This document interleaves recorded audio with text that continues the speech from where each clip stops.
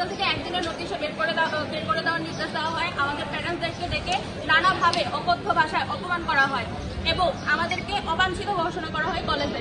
কোনো কারণ ছাড়াই মিথ্যা বানোয়াট মামলা আমাদের নামে দেওয়া হয় এবং নানাভাবে ভয়ভীতি দেখানো হয়।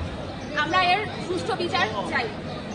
5 আগস্টে আমরা সম্পূর্ণভাবে এখানে আন্দোলনে অংশগ্রহণ করার কারণে আমাদেরকে নানাভাবে আমাদেরকে নির্যাতন করা হয়। আমাদেরকে কলেজে ঢুকতে দেওয়া হয় না, ক্লাস থেকে বের করে দেওয়া হয়, একদিনের নোটিশে হোস্টেল থেকে বের করে দেওয়ার নির্দেশ দেওয়া হয়, কলেজে অবাঞ্ছিত ঘোষণা করা হয়। আমরা এই অত্যাচারের সুষ্ঠু বিচার দাবি করছি।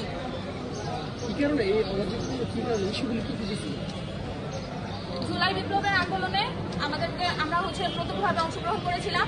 আর আমাদের 5 আগস্টের পরেও 3 মাস শেখ মুজিবুর রহমানের ছবি আমাদের মেডিকেল কলেজে ছিল।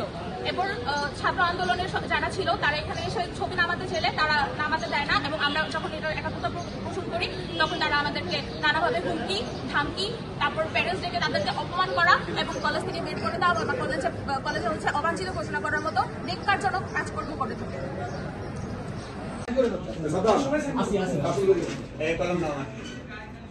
আচ্ছা, আগে তুমি স্মারকলিপিটা দাও। এই দুটো স্মারকলিপি দাও, করে দে সমস্যা নেই।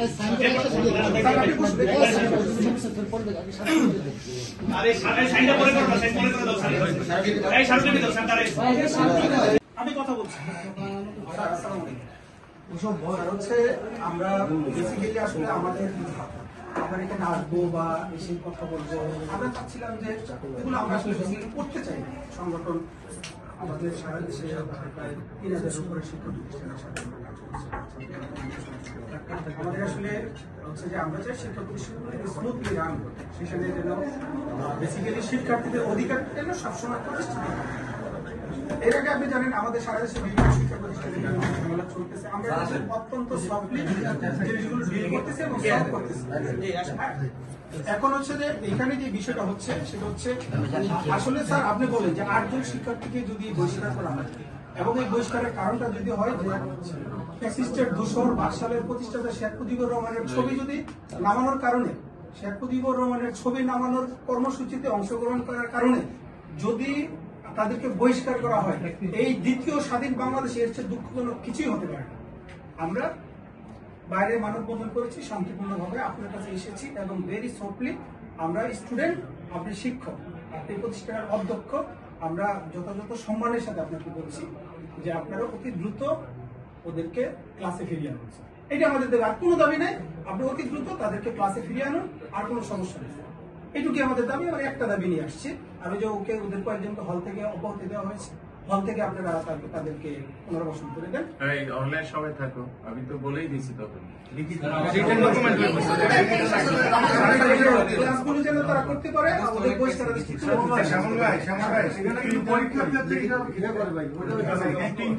সেটা হচ্ছে যে এই দ্রুত, অতি দ্রুত যে কথাটা, এই কথাটা কিন্তু 3 মাস পার হয়ে গেছে। ওদের জীবনের 3টা মাস কিন্তু চলে গেছে। এটা স্যার শিক্ষার্থীদের জন্য এটা খুবই সমস্যা। আমি স্যার গত ঢাকা বিশ্ববিদ্যালয়ের স্টুডেন্ট, আমি অনেকদিন ক্লাস করতে পারিনি। বিশ্ববিদ্যালয়ের পক্ষের গাড়িতে চড়ে আমাকে অনেক সময় পরীক্ষা দিতে যাইতে হচ্ছে, অনেক সময় ক্লাসে ঢুকতে পারি না, ক্লাসের বাইরে ছাত্রলীগ আমাদেরকে মারছে। এগুলো খুবই দুঃখজনক। আমরা এই বাংলাদেশে এগুলো চাই না স্যার। যারা শিক্ষার্থী তাদের দাবিগুলো আপনারা মেনে নেন। আর হচ্ছে যে এইটুকু স্যার, আর কিছু না। আপনি তো একটা গুড পয়েন্ট বলেছেন যে যখন তদন্ত হয়েছে তখন আপনি ছিলেন না। আপনি একটু চোখ বন্ধ করে দেখেন, এই ঘটনাগুলো হচ্ছে তাদের উপর চাপিয়ে দেওয়া হয়েছে। সুতরাং আপনি দ্রুত স্টেপ নিয়ে ওই দিন আপনার 2-3 দিনের ভিতরে তাদেরকে ক্লাসে আপনি ফেরানো ঠিক। এইটুকু আমাদের দাবি, আর কোনো দাবি নেই। শেষ, আপনি একটু করে দেন, ওরা স্যার নিয়মিত ক্লাস। আচ্ছা, আমি বুঝতে পেরেছি উনি যেটা বলেছেন। তো আমরা দেখি কি করা যায়।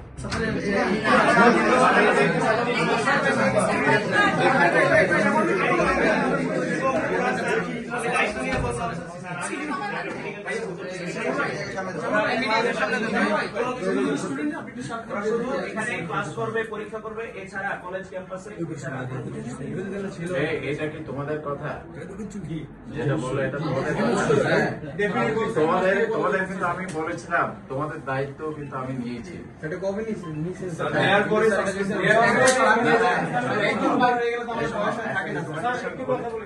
আমি বলে নেই বাবা, একটা রিকমেন্ডেশন বলে 2 বছরের রিকমেন্ডেশন, সেখানে আমি 6 মাস। স্যার আওয়ামী লীগ দালাল না, ছাত্রলীগ করছে।